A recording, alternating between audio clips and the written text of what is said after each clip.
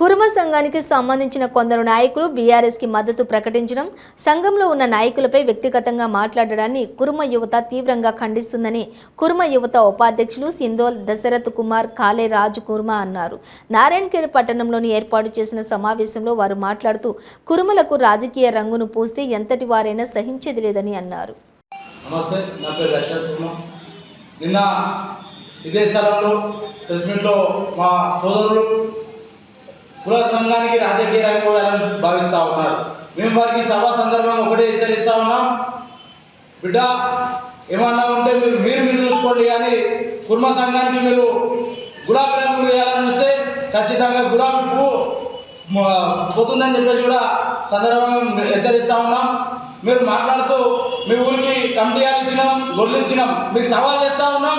ఈరోజు నారాయణఖేడ్ నియోజకవర్గంలో ఏ ఊరికి పోతాం, పూర్తిగా ఒక ఊరికి ఇచ్చినామని చెప్పండి. ఈరోజు మేము అనుకుంటే ఖచ్చితంగా ఒక ఓటర్ ఒక కుర్మ బిడ్డ అనుకుంటే ఒక 10 ఓట్లు ఇది చేస్తే ఒక ఊరిలో ఒక 50 మంది కుల బాంధవులు ఉంటారు. వాళ్ళు 50 మంది కలిస్తే ఈరోజు మీ పార్టీ పూర్తి స్థాయిలో ఓడిపోతుంది అని చెప్పేసి కూడా 50 మంది అంటే మనిషికి ఒక 10 ఓట్లు నిలిచినా కూడా 500 పైచలకు ఓట్లు పోతాయి. కాబట్టి ఖబర్దార్ మీరు గుర్తుపెట్టుకోవాలి. మిస్టర్ దత్తు, ఏదైతే మీరు నిన్న మాట్లాడిందో రండి, రుద్రారాం రండి, గొర్రెలిచ్చినామన్నారుగా, పూర్తి స్థాయిలో మీరు కనుక గొర్రెలిస్తే అక్కడికి వచ్చి ఇక్కడ వరకు మేము ముక్కున్నరకు రాసుకొని రావడానికి సిద్ధంగా ఉన్నాం.